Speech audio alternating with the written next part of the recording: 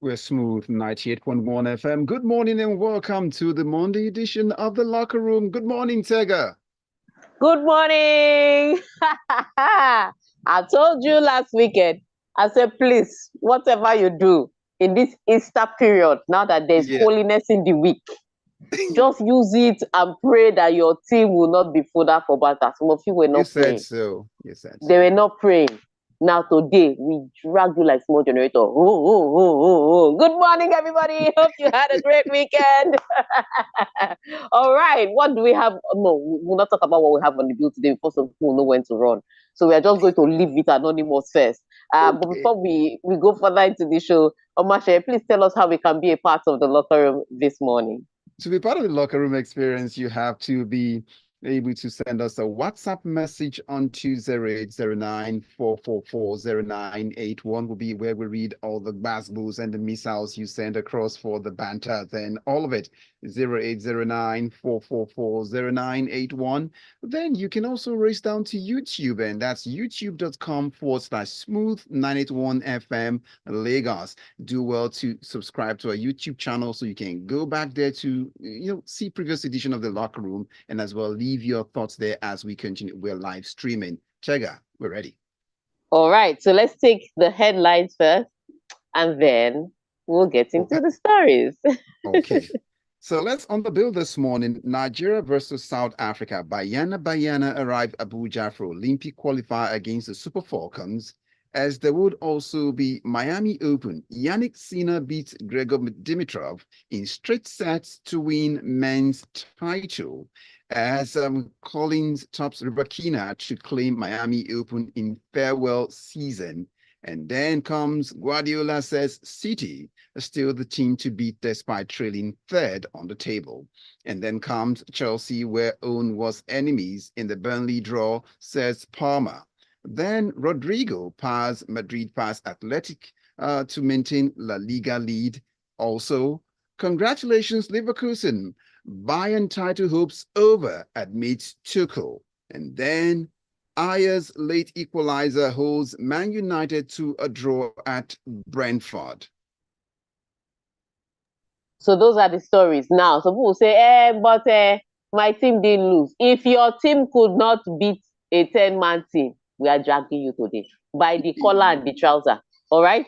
So let's start with the first story, though, about Banyana. While the Super Falcons of Nigeria are yet to open camp, the Banyana of South Africa arrived in Abuja for Olympic qualifier. The South African Banyana, the reigning African champions, have arrived in Nigeria. Knock, knock, we're here. As in, no time to breathe. Why are you breathing? We are here to take the last Olympic spot from you, and we are snatching it as quickly as we can. And that's so interesting because initially they were set to arrive today, which is Monday, only for them to arrive yesterday. And the qualifier is on Friday. So they came very early to acclimatize. Even the Nigerians have not arrived. No time for April Fools. No time for that. It's your home, but the visitor has arrived first. They've come with their own food. They don't even need your jollof. They've come with their own food and water. They are ready for you.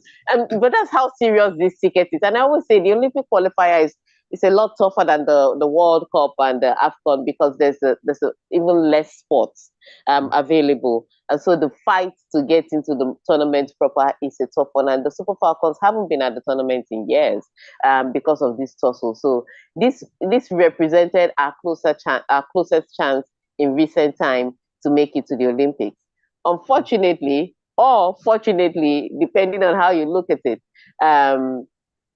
we faced South Africa, not just South Africa, an informed South Africa and the reigning African Women's Cup of Nations champions.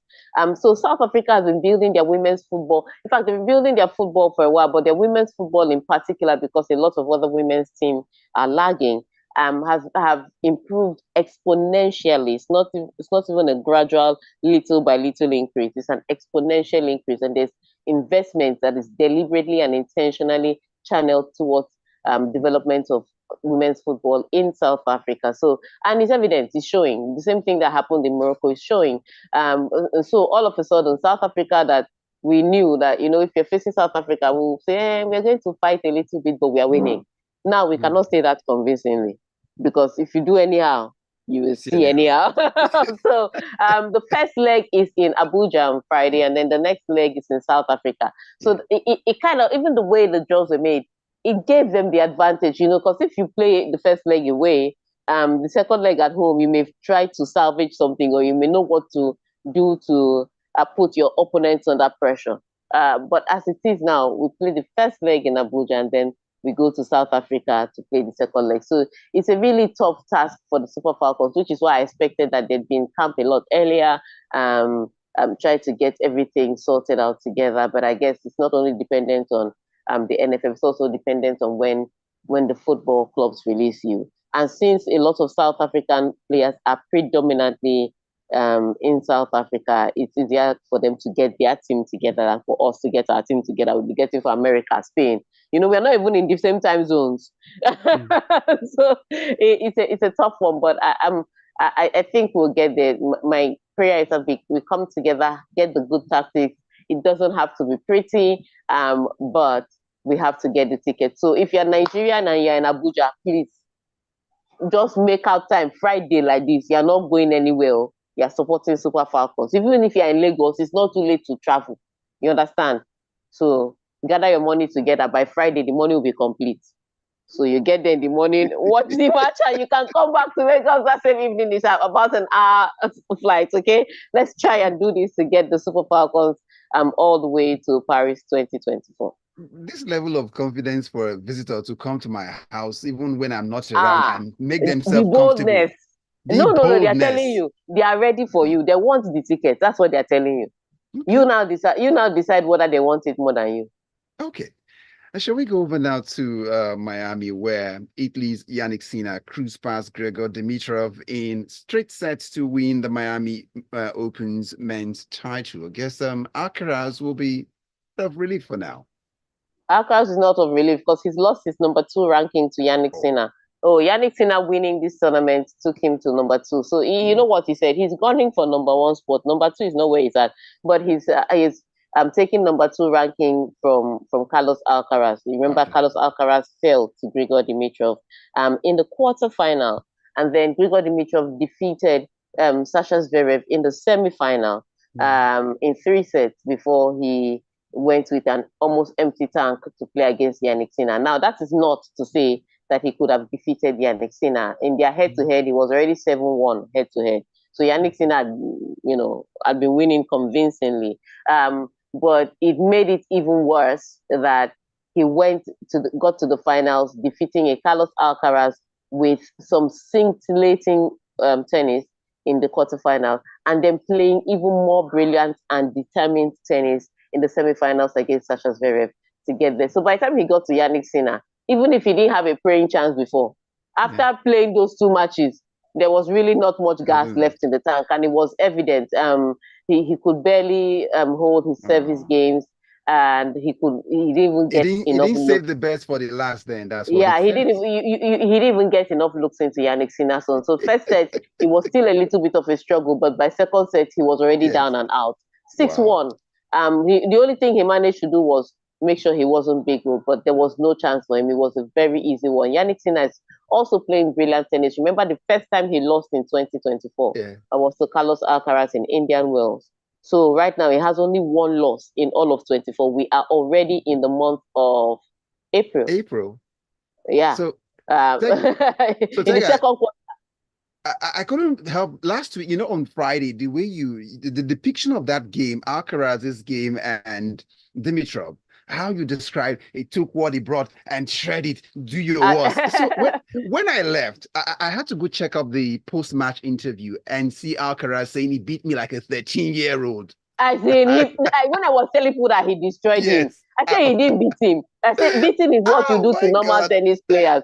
He destroyed him. Then I understood what you meant. So that it's the kind of beating that they will beat you. You go to your locker room and just be crying violent tears. Yeah. So it was. So what it was Dimitrov performed brilliantly against Alcaraz, brilliantly against Sasha Zverev.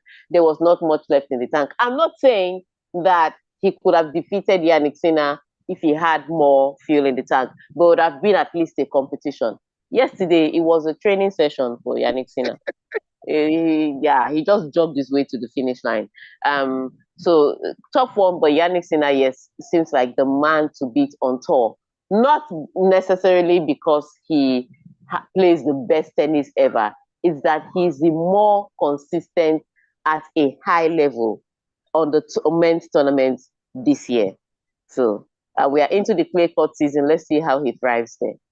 Let's see if we can say the same of the women, as American Danielle Collins overcame fourth seed Elena Rybakina to win the final of the Miami Open 7-5, 6-3 on Saturday and claim the title on home soil in a farewell season. Yes, home soil is the key.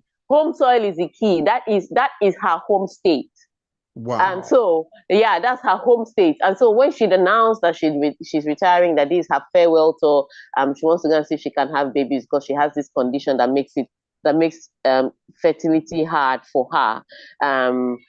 You can imagine the backing she got, especially from the home support, and America is a country now in all this women's awareness, and the fact that she's from there and all the struggles she's been going through trying to start a family became evident. So there was enough backing. But that was not all. It was not just the backing off the court that was supporting her. She was playing inspired tennis. And in fact, it's not inspired tennis. She was playing raving mad tennis. Like, you couldn't beat her. It was when you put a red cloth in front of a bull, she was raging through it. It wasn't the kind of tennis. It didn't matter the technique you had or the tactics you had. Nothing. It had nothing to do with tennis the way she won. She was aggressive. She took the balls early. She took them high up in net. She did not give you a chance to breathe. And so you can imagine her coming up against an Elena Rybakina, who, yes, said that, yes, she may not have been moving well and she may not have been in the best physical condition. But Elena Rybakina, on any day of the week, and especially on the final, has one of the biggest serves on the tour, has one of the biggest forehands on the tour. She has one of the longest wingspans, so she can reach a lot of ball, which makes her one of the best returners on the tour. Unfortunately, on the day, nothing she had could contend with everything that was chasing Danielle Collins, because Danielle Collins wasn't playing tennis. Danielle Collins was playing legacy. And she just wanted to win a tournament before she retired. And so everything Rybakina tried, Danielle Collins had an answer for and more. And so Danielle Collins was able to defeat her. So Danielle Collins is a 30-year-old woman who's been playing tennis. She became a professional. She turned pro at 18, she was about to turn 19 when she turned pro. And she hasn't won a 1,000 Masters from when she was a 19-year-old girl. The first 1,000 Masters she's won is when she's 30, and it is in the year she's retiring. So, fantastic one for her. Like I said, it was more than tennis on the day. All right, let's go over and see. Manchester City manager Pep Guardiola insisted his team are the ones to beat in the tightest Premier League race for years, even though they remain third on the log following a goalless draw with their rivals Arsenal on Sunday. Which is interesting. The one thing I can say about that match is that both teams came out there determined not to lose, more than they were determined to win. So don't get me wrong. They created a few chances here and there, but both teams looked like they were driving with the handbrakes on. It was tough. Like I said, I was watching it with my nephews, and my 6-year-old nephew said, "Why are they playing softly, softly?" He has his exact words. Why are they playing softly, softly for each other? Even Arsenal can play better. And that's a 6-year-old boy. Yeah. and so it was more a cautious approach to the game from both managers. Quite disappointing if you were waiting for something exciting. After all the hype. Do you understand? And especially you'd be waiting that, okay, at least, especially because Liverpool had won earlier, at least one team would be determined to catch up and overtake. Unfortunately, both teams didn't come out looking like they were swinging to get the win. And so very disappointing one. But for him to come out and say that he's still the team to beat, he can only say that metaphorically, or he can only say that logically. I'm not sure metaphorically, logically, because they are the defending champion of the Premier League and they've won it 3 years in a row. It's only logical that they are the team to beat. But based on the evidence of performance, of their log standing, and of recent results, they are not the team to beat. The team to beat are Liverpool, who will concede a goal 90 seconds into a game and still come out and beat you at the end of the day. That is the team to beat. But we'll be taking your thoughts on his what he said a little bit after this break, because we have to go for an ad break right now. Let's go, and we'll get the messages coming on to 0809-444-0981. We'll read the messages there. Then, of course, we get your thoughts. I see LK Adirugba or Monile there already on YouTube channel there. But you too can go over to youtube.com/smooth981FM Lagos. Subscribe and leave your comments there with Smooth.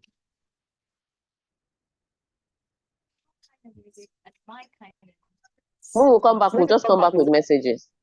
Okay, noted.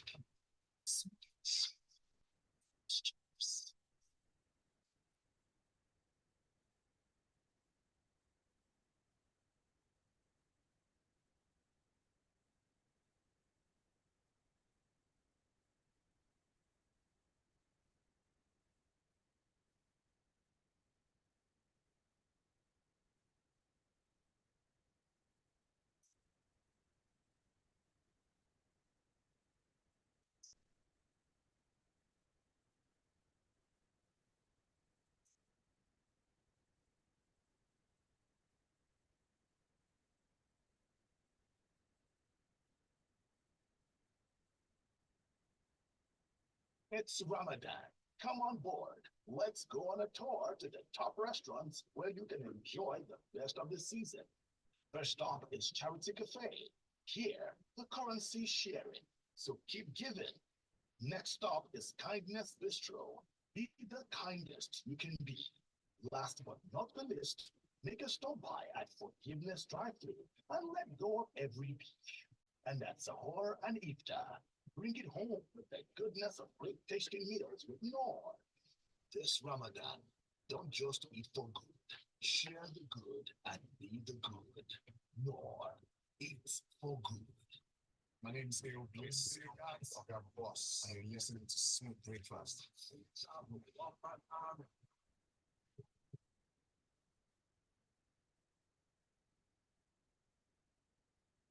We're Smooth 98.1 FM. We're back to get the messages going. It's still the locker room, and we invite you to get the thoughts across on 0809-444-0981 Tega. So let's see, we've got a message here waiting already.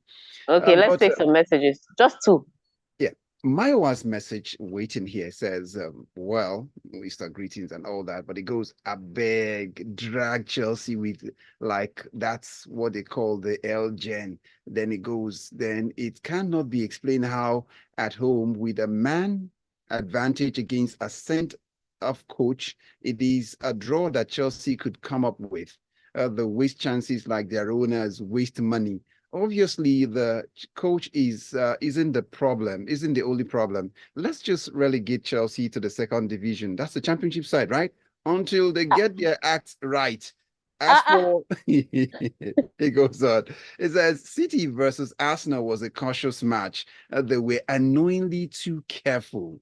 And then it drops this one. LA Lakers made my Sunday after scaring me on Friday night against Pacers. Yeah, but you know the Lakers are just playing for the play-ins now. They know they can't make the playoffs automatically. All right, let's take on that message. And this one credits you, says the worry lady. No, Abraka. She will tell you anytime. Yes, so I'm not worried. I'm Abraka. I mean, we are all Urobo, but I'm Abraka. Let's get it right. Abraka, let's say university in my village. Don't try me. Okay, then it goes. Ojo says, well, Ojo Alaba Powerline says, yes, believe it or not, Arsenal will clinch the league trophy. The whole world thought they would lose to Man City. That's how he puts it. Can we look at that? Let's see. YouTube is here. We left them out. Oh no, take one or two YouTube messages. You are the one that left them out. I'm not the one. LK Adeogba has been there since morning. Read this You message, true. Oh, please. Tega. Okay. LK says, I don't even mind if Tega drags Chelsea. I've given up on them. Terrible team. It goes a terrible coach. This weekend will be battle of two retards, Chelsea versus Man U. And then I go for Gundikwe's message. It goes, well, the locker room. This EPL will be a photo finish season because there will be a lot of twist and turn in the remainder of the season. But I see Liverpool winning the EPL. That's it, Tega. Yep, that's the team to beat. All right. So let's go quickly into the next story so that we run Now through all. let's see. Chelsea have shot themselves in the foot on multiple occasions throughout the season and were simply not good enough defensively in their 2-2 Premier League draw to 10-man down Burnley attacker Cole Palmer confesses. I think Pochettino came out and he was blasting all the players that that performance is unacceptable, yada yada yada, blah blah blah. And I'm like, well, they seem to come out worse after they've spent half time in the locker room with you. Are you in an abusive relationship? Because something must be going on in that locker room for your team to be coming out uninspired. Because they go into the locker room and they seem to perform worse after talking to you. I remember the Chelsea that won the Premier League under Jose Mourinho. I used to tell people that if you are beating Chelsea before halftime, don't count it. Don't even celebrate the goal. Don't be happy. Because once they enter that locker room with Jose Mourinho and come out, results will change. People will be walking on water in that Chelsea team. And that's what used to happen. But with this Pochettino side, when they enter the locker room, it's like they don't come out again. It's like they enter the locker room, leave their spirit and their body walks out because they don't perform well. They struggle to finish games strongly. And we're talking about, you have to understand what was wrong with Burnley yesterday. First of all, Burnley are the 19th place team on the log. I don't know how they are going to survive relegation. In fact, as I'm here like this, Burnley are already playing in the championship. They're just collecting Premiership TV rights money, as far as I'm concerned. That's how poor this Burnley team is. They can barely win matches. They can barely play games with clean sheets. We're talking Burnley here. Now, to make matters worse, on the day, they collected a red card. And I would say this, it was so bad that they collected that red card because I thought that was great defending. But somehow, the referee watched the same match that I watched, knows the same rules that I know, and colluded with VAR. VAR couldn't do much about it because they don't look at a second yellow. They only look at red card incidents. And decided that, yes, that was a red card offense. And so the referee was also on Chelsea's side in that decision. So Chelsea had a red card Burnley had a red card to the player. They had a red card to the manager. And it seemed based on the decision that the referee was on Chelsea's side. And somehow Chelsea could not contrive with their 1 billion to get all 3 points against Burnley. Burnley, 19th placed on the table. My dear, you people don't even sell the club because it'd be fraud to sell that kind of profitless, valueless club at this point in time. Just give it out, give it out for present. In fact, that cannot be a present because it seems like a curse. Just throw it away, just throw the club away. The baby and the bathwater, everybody throw them away. That's what you're saying. Throw everything away. This club deserves to be thrown away. All right, on that note, let's hear some therapy sessions. Chelsea fans, you can call in now and Omas is here for you. I'm not here for you. I'm here to drag you. But Omas's shoulder seems broad enough to carry your tears. So the numbers to call are 014489981 will be for you to call this morning. 014489981 will be where we take the calls for the therapy this morning. And let's while we wait for the calls to come across, 014489981. All right, you can also send your messages on your thoughts about the Chelsea team. Who is the problem, whether it's Pochettino or the players, or is all of them put together?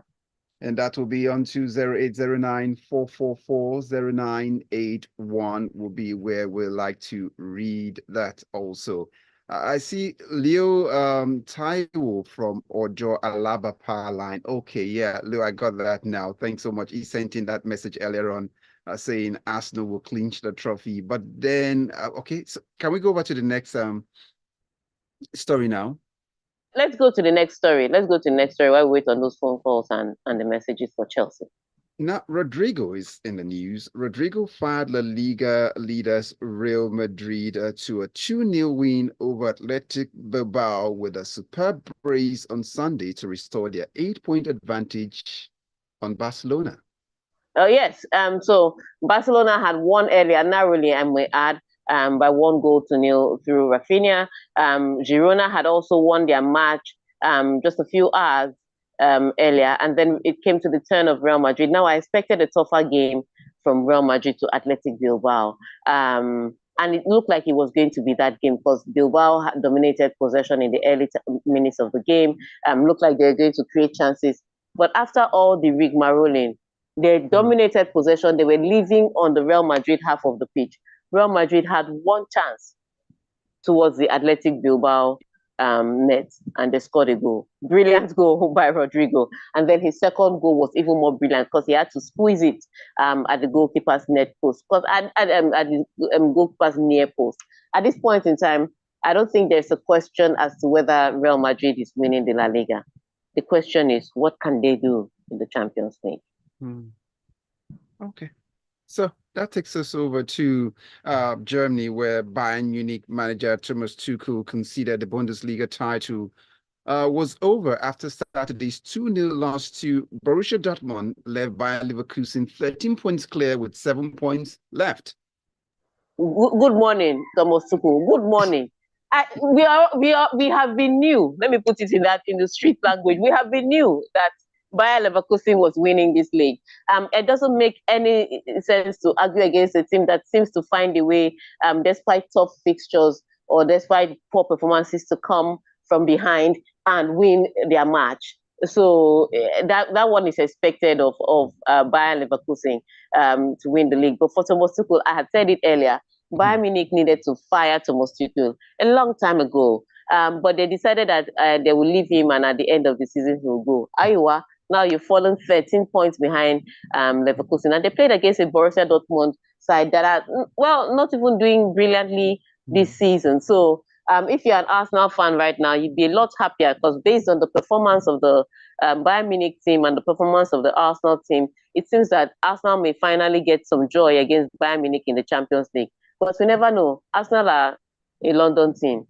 Those teams tend to know how to bottle. What happened to London teams? They tend to know how to bottle championships sometimes, okay. You know.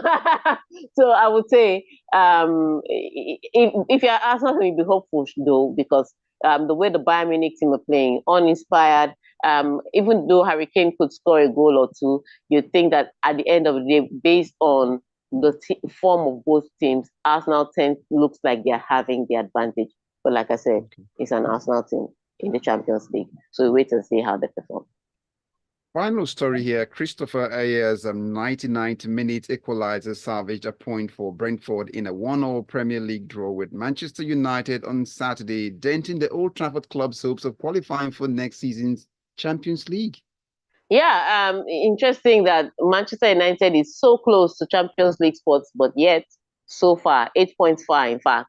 And it looked like they were about to commit daylight robbery on Saturday when they scored that goal in the 96th minute. So there was added time of 9 minutes for injuries and all of that. And they scored in the 96th minute after having survived a plethora of Brentford chances. And Brentford have themselves to blame because they could have gotten 3 points from this match as early as the 60th minute. They had chance after chance, opportunity after opportunity. Where they didn't hit the post, they just blew it, kicked it over the bar, which is a tough one. But after playing brilliantly for all of regulation time, they concede a 96th-minute goal to Mason Mount, of all people, who came on from the bench to score that goal. And whilst the Manchester United fans and players thought they had finally succeeded in stealing Anini, they thought they had gotten away with all 3 points. Brentford equalizes about 1 minute and 30 seconds after to make this interesting. So tough one for Manchester United, but they did not deserve 3 points on the day. Okay. So yeah, they can't cry about it. On that note, let's round up with messages. No phone calls anymore. Messages you will get now. Tayo is here, and Tayo says, well, dear Pep, title has gone, Otilo. It looks like Klopp is going to the promised land of winning. Only Chelsea can struggle against a handicap Burnley. It's like the 11th place is the new 10th for them. As for Arsenal, guarded their goal like, it says Arsenal guarded their goalpost like Fort Knox, and even Master Locksmith KDB was pedestrian. It goes on, the elephant is no longer on the top. That's what it has to say. Then I get this one coming in from, okay, Big E from K2 goes on, Tega, even the gods of banter is tired of dragging Chelsea. Even their ladies, She lost to Arsenal yesterday. Against Can Arsenal. you imagine? And I saw that they were going to beat Arsenal. Arsenal beat them. I was in shock. And it says, Chelsea, they shame. Chelsea, they shame me. Please, therapy session is needed for Pochettino. To my darling Arsenal, I'm proud of the boys. Gabriel Jesus is just off this season. We had so much chance and we didn't capitalize on any of them. It is good to see Gabriel and Saliba pocket Haaland. If we have a good defense like this, bye. And na beans. Then Zuki says, Tega, the second Newcastle penalty was wrong. VAR is complicit. That is what changed the game. West Ham was cheated.